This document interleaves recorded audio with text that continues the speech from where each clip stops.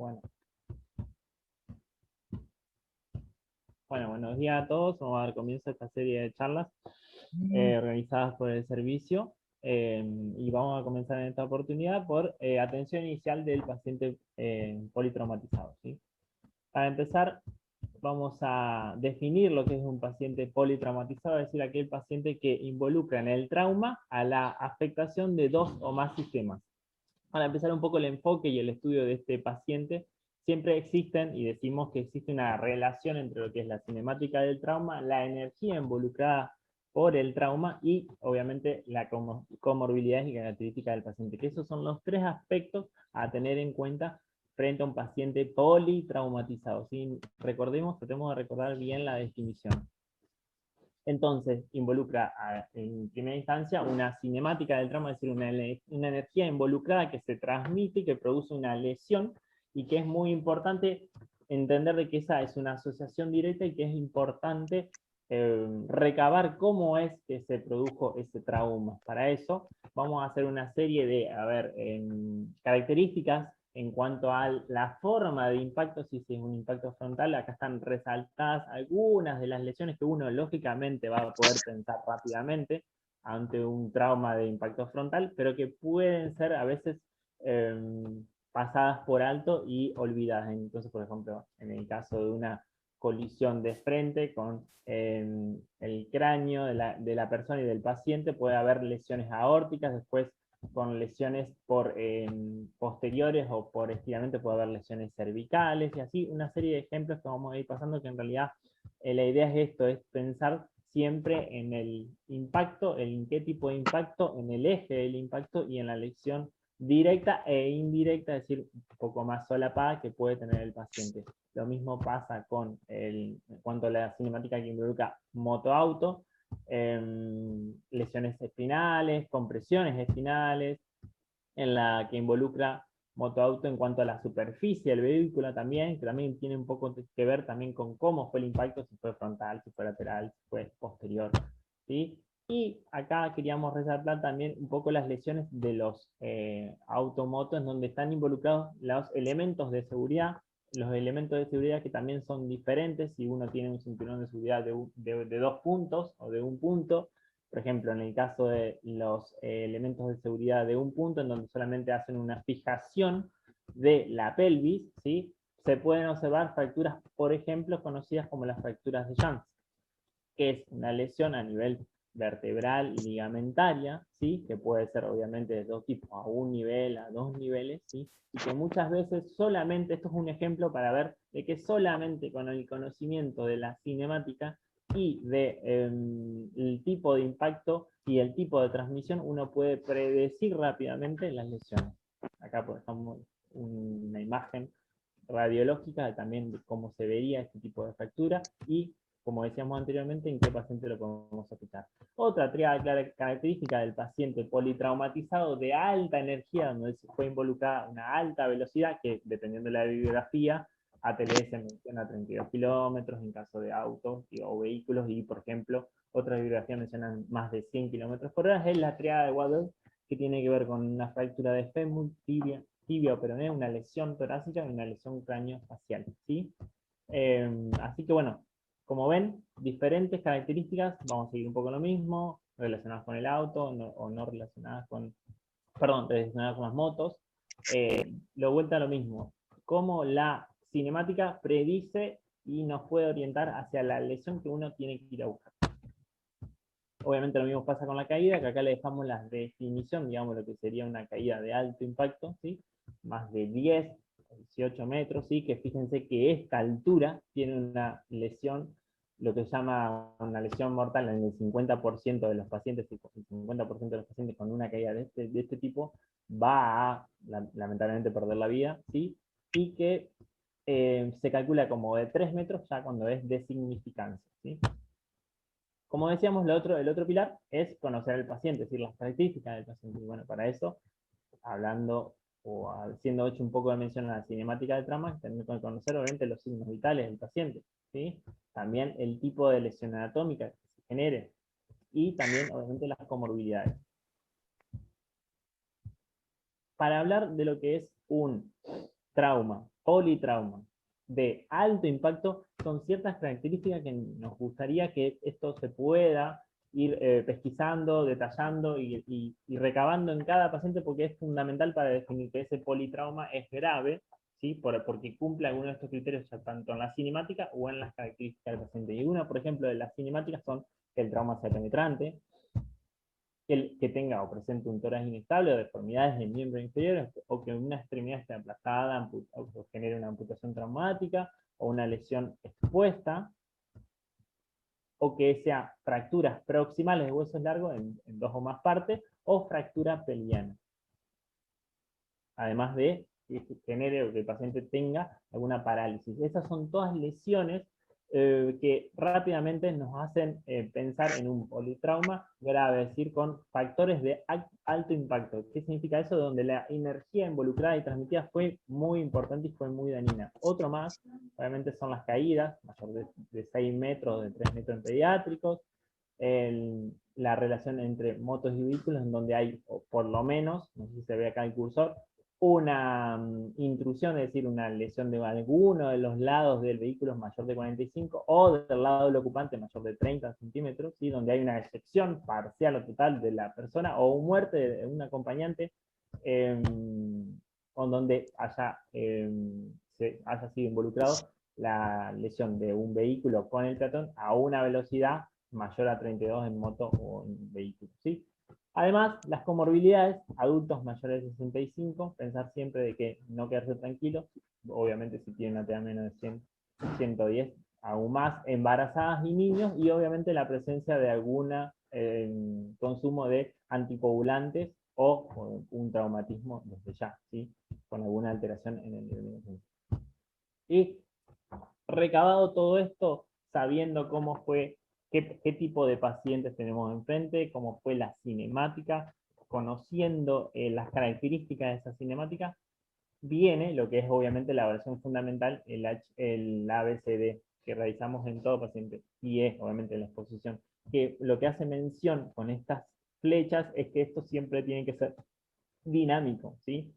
Dinámico y constante en cuanto a la evaluación del paciente y la evaluación primaria. Y que el objetivo principal de esto es la de diagnosticar aquellas lesiones que son de compromiso vital.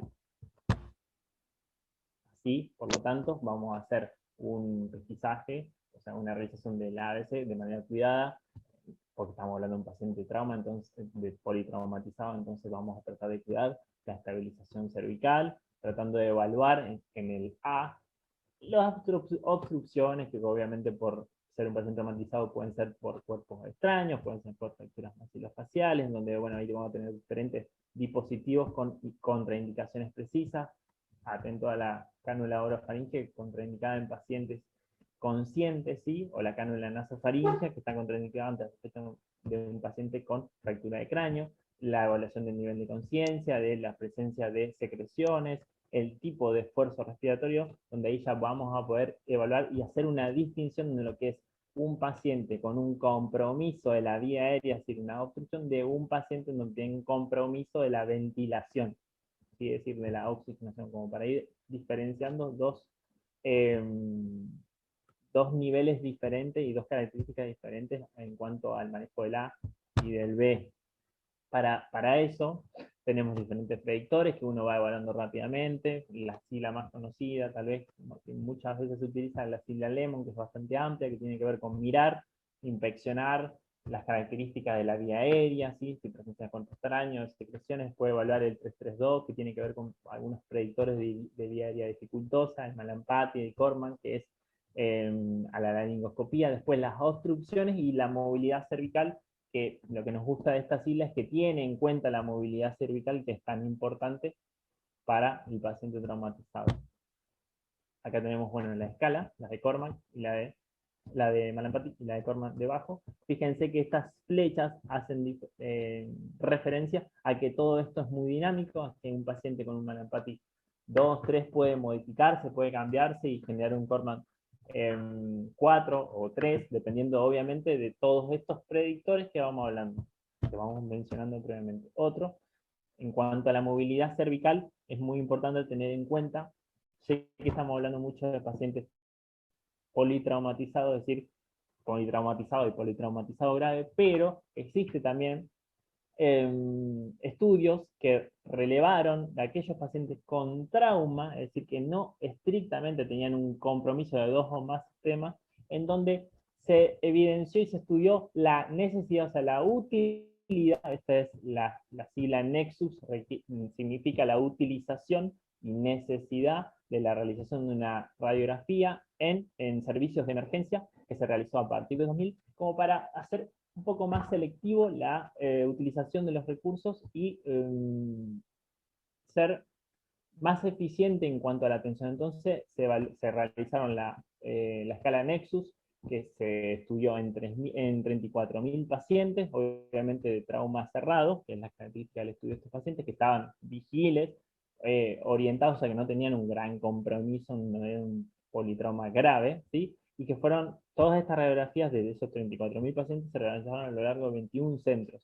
Y que fíjense que cuando uno cumple todas estas normas, es decir, que el paciente no refiere un dolor a nivel cervical, no tiene una evidencia de intoxicación, no tiene una alteración del sensorio, no tiene un foco neurológico, no hay lesión dolorosa distractiva, esto es lo que se refiere que cuando uno pesquisa al paciente y le pregunta si tiene dolor, si tiene un dolor en otra parte del cuerpo, no puede poner la suficiente atención, entonces uno no puede fiarse, digamos, de eso, de lo que dice.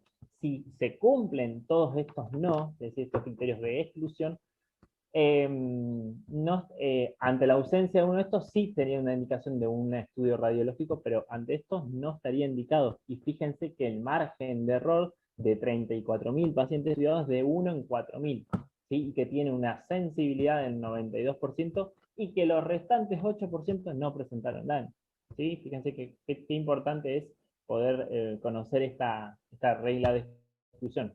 Pero es un poco antigua, existe otra, que es la regla canadiense del 2002, en donde también pesquisa un poco lo mismo, son los mismos, pero va de paso en paso y teniendo como consideración al trauma o al politrauma grave, porque sí, porque menciona como factores de alto riesgo, lo que ya sabemos, pero que un paciente que tenga mayor de 64 años, o que tenga algún daño en la extremidad, o que tenga parestesia, o que en la cinemática del trauma involucró alto impacto, como los que mencionamos anteriormente.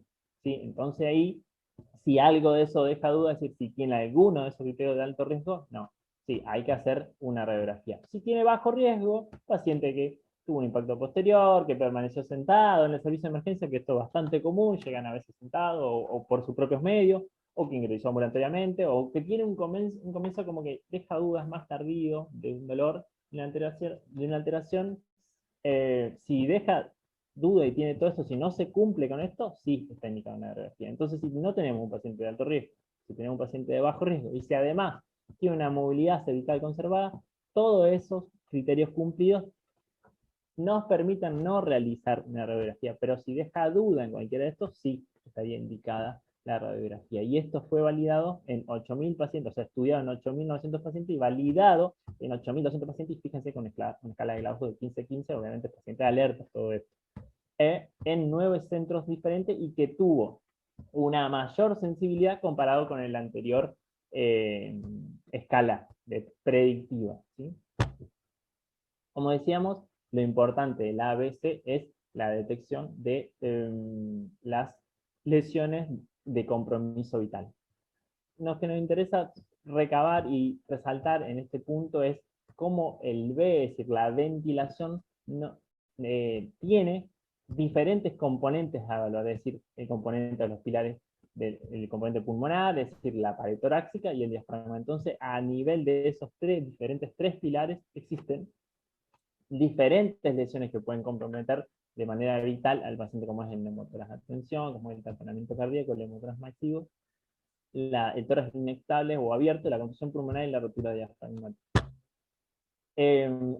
Para eso vamos a, obviamente, evaluar al paciente en cuanto a nivel simple, básico, la oxigenación y ventilación, después la mecánica ventilatoria, evaluar el tipo de trauma que fue, si fue abierto, cerrado, si el paciente presenta, por ejemplo, alguna utilización de drogas, alcoholismo, hipoglucemia, generan también un compromiso respiratorio, y obviamente la auscultación, si tiene buena auscultación bilateral o si no, o si tiene algunos signos agregados que hagan pensar, por ejemplo, en un taponamiento cardíaco o una contusión pulmonar, ¿sí? Todo eso evaluar siempre a nivel del B, teniendo en cuenta de los tres pilares que existen en cuanto a las lesiones vitales. Acá le dejamos lo que es ya conocido para nosotros, que es el protocolo de secuencia de intubación rápida, que se presentó el año pasado para pacientes COVID, que es un poco lo mismo, como para que tengamos y refresquemos la importancia de si uno decide intubar a un paciente por la evaluación del A o del B, que obviamente acuérdense que siempre que se diagnostica una lesión vital se trata. Bueno, recordar que es importante el posicionamiento, que es importante la oxigenación, las drogas que utilizamos en nuestros servicios, principalmente para hacerlo simplificado, la analgesia con el fentanilo, la sedación con ketamina propofol y la parálisis con sulfidilcolina, teniendo en cuenta que la ketamina es de mayor indicación para pacientes con inestabilidad. En cuanto al D, un poco lo mismo, la valoración de estado de conciencia, que uno también lo hace muy rápidamente, cuando ya ve al paciente y ve si responde, ve también la perfusión periférica, perdón, en el C, en la conciencia, la perfusión periférica, y un índice de shock que uno lo puede sacar rápidamente con la división de la frecuencia cardíaca sobre la sistólica y que nos permite rápidamente tener un parámetro en qué punto estamos de la clasificación clásica del shock hipovolémico, que es la causa más frecuente, obviamente, de un politrauma. Acá tenemos también dejo la clasificación, fíjese que a partir del grado 2 hay un compromiso evidente, una elevación de la frecuencia cardíaca, alteración de la diuresis, ¿sí? Y después ya 3 y 4, donde ya empieza la indicación con, además de la reanimación con cristaloides, la transfusión de hemoderivados. Y ahora sí, el D, que tiene que ver con, obviamente, el D, el déficit neurológico, es decir, rápidamente la pesquisa del nivel de Glasgow del paciente, la detección de las pupilas y el déficit que tenga motor sensitivo. Acá le dejo también una escala de Glasgow que es bastante intuitiva, rápido de hacer y realizar y fácil de aprenderse. Bueno,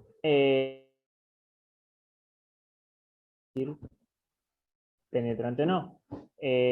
Lo mismo, la pesquisa del ABC a nivel de todo tipo de trauma, que siempre recaba sobre las mismas cosas, a nivel de conciencia, la ventilación, la oxigenación, la presencia de algunos signos de insuficiencia respiratoria y obviamente de insuficiencia circulatoria. Pero como es un trauma cerrado, uno puede pensar o tener un poco más presente otro tipo de lesiones, o sea, estar más relacionado con algún tipo de lesión en particular, por ejemplo, las lesiones.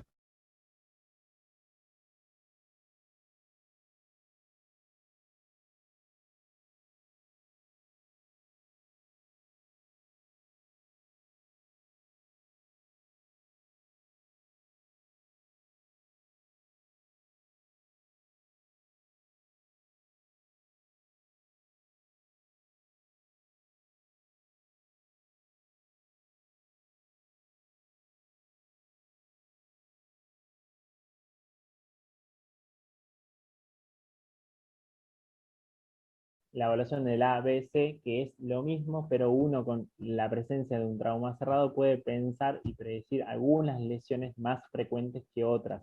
Por ejemplo, en el caso del B, una contusión torácica o un tórax inestable.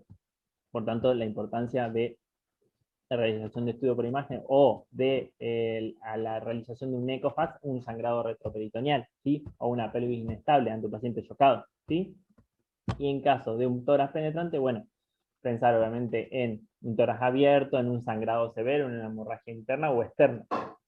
¿Sí? Eso es lo importante, sobre todo, a recabar en cuanto a dividir al paciente en un trauma penetrante o no.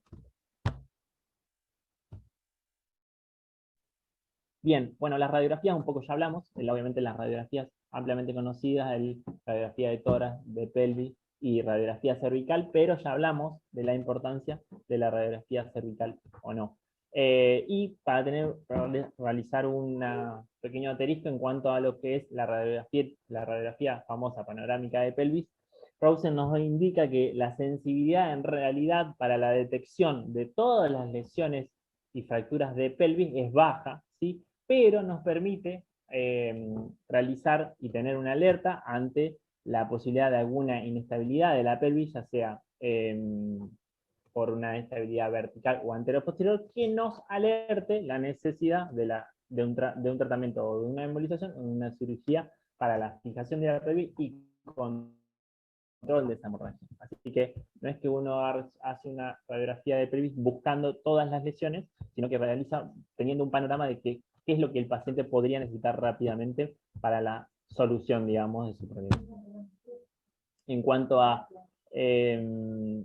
la realización de lo que es muy conocido como el PAN-SCAN, es decir, o la realización de una tomografía en un paciente gravemente lesionado, también Rosen nos alerta en el ensayo que se realizó REACT-2, en donde no se encontraron diferencias significativas en la mortalidad al realizar un estudio tomográfico PAN-SCAN completo de manera inmediata versus aquellos pacientes en donde tuvieron la evaluación primaria, las imágenes convencionales, y luego se le realizó un estudio tomográfico más selectivo, ¿sí?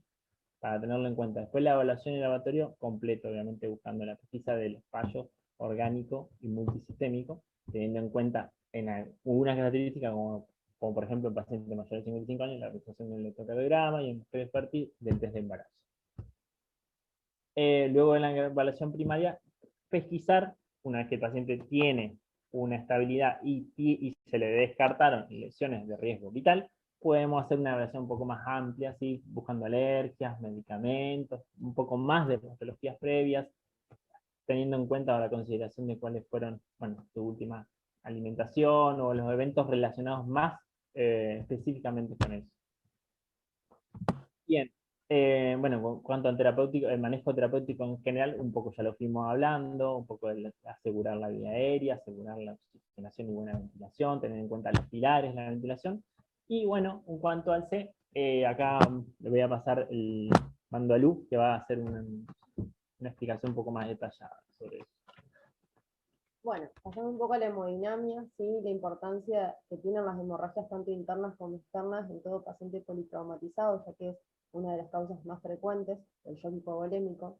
Tenemos que tener en cuenta, como decíamos al principio, ¿sí? En la evaluación prehospitalaria y hospitalaria, ¿sí? La presencia de torniquetes, los cuales están hechos adecuadamente para evitar aquellas hemorragias masivas a nivel de extremidades, ¿sí? Que no pueden cohibirse de manera directa.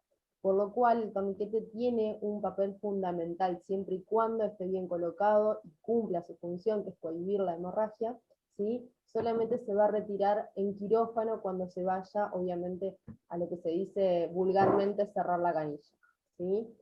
Ante una hemorragia interna, la cual obviamente no se va a evidenciar de manera directa en una evaluación primaria, sino que nosotros tenemos que sospecharla, por como decía Martín, la cinemática del trauma, ¿sí? Y la hemodinamia del paciente, es importante la realización del ECOFAS, ¿sí? El cual, al evidenciar líquido libre en cavidad, es una indicación, obviamente, de que ese paciente, estando inestable, necesite una intervención quirúrgica de urgencia, ya sea una intervención para control de daño, o sea, para cohibir esa hemorragia de una manera temporaria hasta que tenga una resolución definitiva. En cuanto a la reposición de volemia, sí, muchos estudios han evaluado y han comparado la reposición con cristaloides versus la reposición con coloides, ¿sí? En los cuales no se ha llegado, obviamente, a una definición clara, ¿sí? Pero sí se han establecido cuáles son las contraindicaciones de los coloides, los cuales no se deben usar para reponer volemia en pacientes politraumatizados, ya que no solamente que no van a cumplir su función, sino que además le agregamos mortalidad y aumento de la falla renal posterior en estos pacientes. Por lo cual la indicación es solución fisiológica al 0,9% como primera instancia, siempre precalentadas para evitar uno de los 3 pilares de la triada mortal, que es la hipotermia, ¿sí? Y cuyo objetivo, ¿sí? Beneficioso se ve cuando la administración no es en demasía, como antes se conocía y se realiza habitualmente, ¿sí? Sino que es una expansión, una expansión en realidad de volumen, ¿sí? Controlada, la cual se han evaluado un nivel de corte de 1,5 litros, ¿sí? Todo dependiendo del paciente y de la causa que le esté llevando, obviamente, a esta hipovolemia.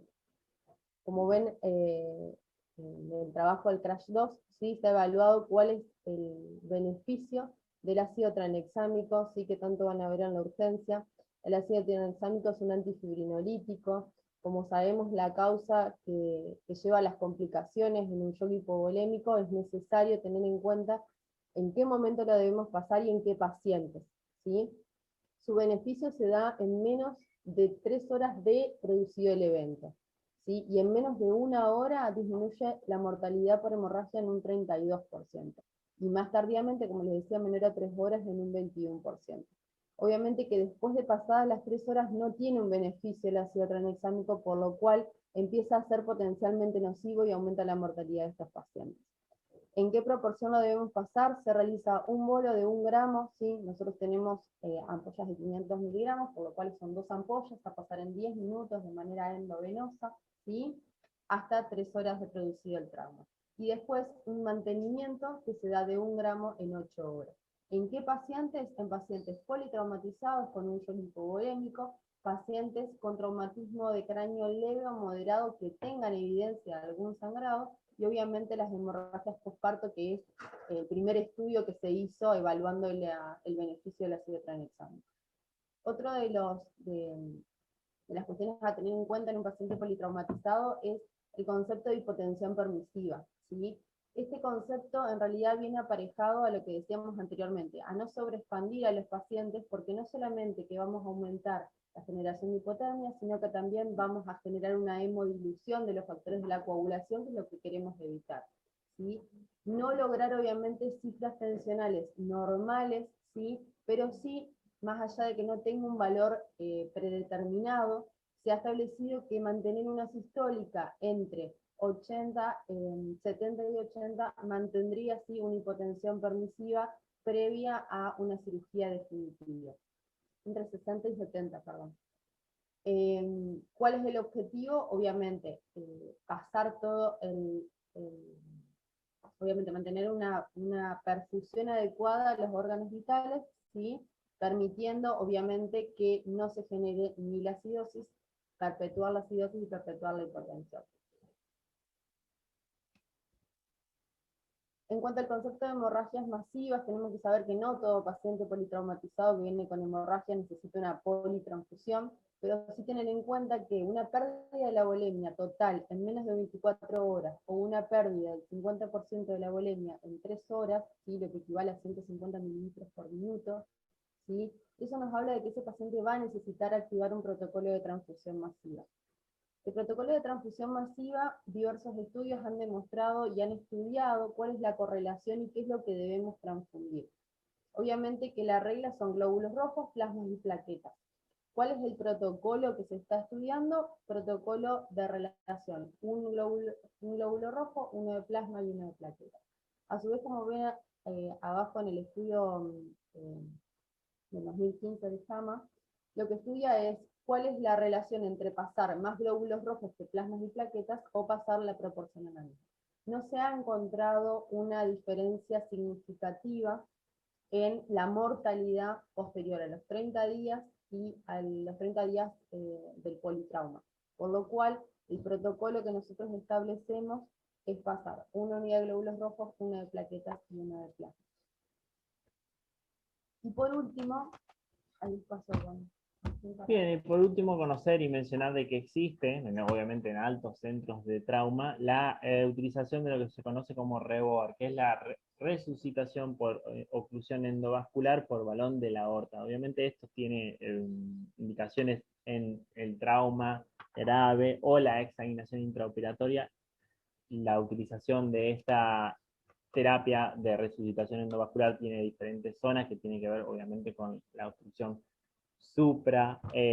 por encima, digamos, de la arteria renal o por debajo. En nuestro centro no lo tenemos, pero es solamente mencionarlo para que tengan en cuenta de que existe también en otros centros del mundo este tipo de terapia y de reanimación para cierto tipo de pacientes.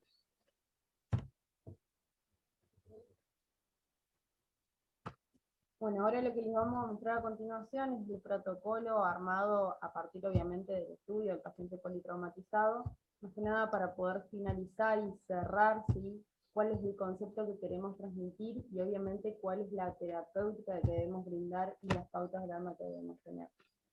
Por lo cual, ante un paciente politraumatizado, primeramente, como dijimos hoy, la atención hospitalaria, la inmovilización, la explicación y la compresión de hemorragias externas. Y en la atención hospitalaria, como hacemos bastante hincapié en cuál es la cinemática del trauma para saber qué es lo que vamos a esperar encontrar en estos pacientes, saber si realmente es una cinemática de alta energía, ¿sí? Aquellos autopeatón, autos con vuelcos, caídas de más de 6 metros, ¿sí? O motociclistas a más de 32 kilómetros por hora.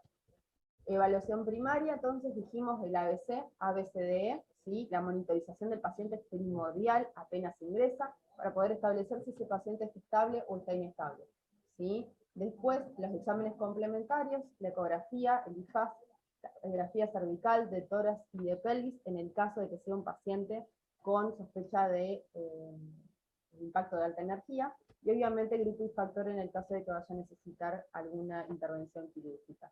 Valorar las lesiones de riesgo vital, que es lo primordial y lo primero que tenemos que hacer, la presencia de neumotoras de atención, de taponamientos cardíacos, hemorragias masivas o fracturas de columna inestable, ¿sí? Que rápidamente tenemos que diagnosticar y tratar de manera efectiva y rápida.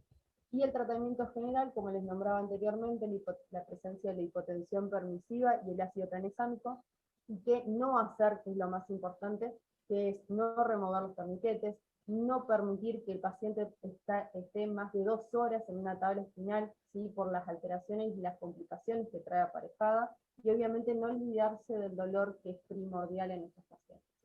Evaluar obviamente la necesidad de un protocolo de transfusión masiva y revalorar al paciente en segunda instancia, ¿sí? En todo momento, la estabilidad hemodinámica, la necesidad de asegurar una vía aérea, por más que al ingreso no hayamos intubado a ese paciente, hay que evaluar la vía aérea si sigue estable, si sigue inestable, ¿sí? En el caso de estar estable, obviamente podemos tener la opción de hacerle una tomografía en caso de necesitarlo, y en el caso de que el paciente esté inestable, evaluar la realización de una intubación orotraqueal y estabilizarlo para posteriormente, en segunda instancia, poder hacerle una tomografía, siempre y cuando el paciente esté estable. Y obviamente la necesidad de una cirugía de emergencia, eso se va a reevaluar con los especialistas.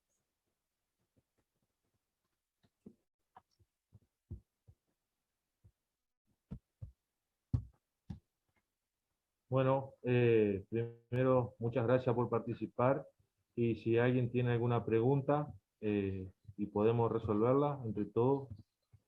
Seguramente queda poco tiempo y se va a cortar. Si se corta, gracias por participar y lo esperamos la próxima. Si alguien quiere preguntar, pregunte nomás.